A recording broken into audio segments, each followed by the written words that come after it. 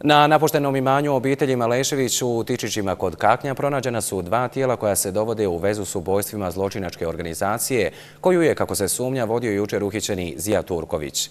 Prema posljednjim informacijama, istražni tim koji je formirao državni tužitelj obavlja ekshumaciju, a neslužbeno pronađena tijela su Marija Tolića i Wernera Ajdarija, koji su nestali prije 7 mjeseci.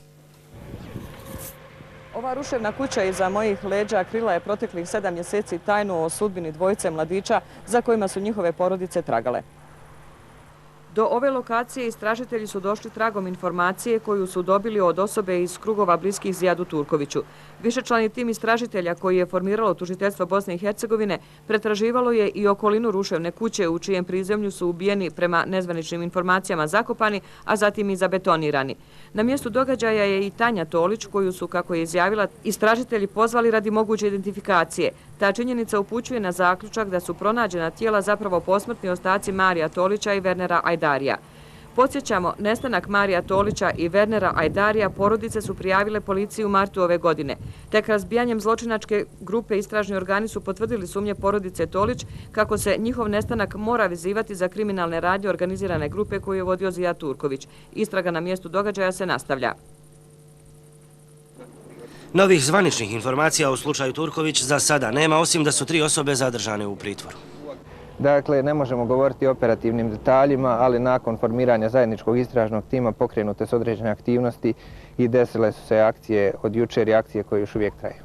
Tužilaštvo Bosne i Hercegovine će, kako je najavljeno, u utorak saopštiti više informacija. 2 su razloga. Prvi se odnosi na ugrožavanje toka istrage, a drugi na kompleksnost slučaja. U pritvoru su Zijad Turković, Suad Glavinić i Saša Stjepanović. Izvjesno je da se Turković dovodi u vezu sa 4-strukim ubistvom i pljačkom na Sarajevskom aerodromu 2,5 miliona maraka 5. decembra 2007. godine.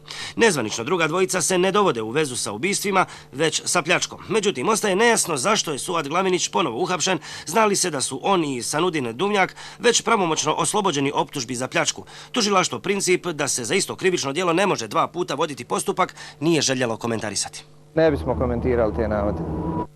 U odnosu na drugu dvojicu, Zijad Turković je za tužilaštvo mnogo kompleksniji. Široj javnosti postao je poznat nakon sumnjičenja u umješanost u eksploziju stana u sarajevskom naselju Hrasno 2003. godine. Potom je spominjan kao akter atentata na Tajiva Torlakovića decembra 2004. te sukobima od kojih je najpoznatiji onaj iz 2004. u sarajevskom Holiday Innu. Nikada nije dokazano ni da li su tačne informacije da je ubio Emira Hadžića februara 2008. Sve ovo, bar zvanično, nije bio povod hapšenja. Povod je bio jučer i danas pronalazak 4 leša.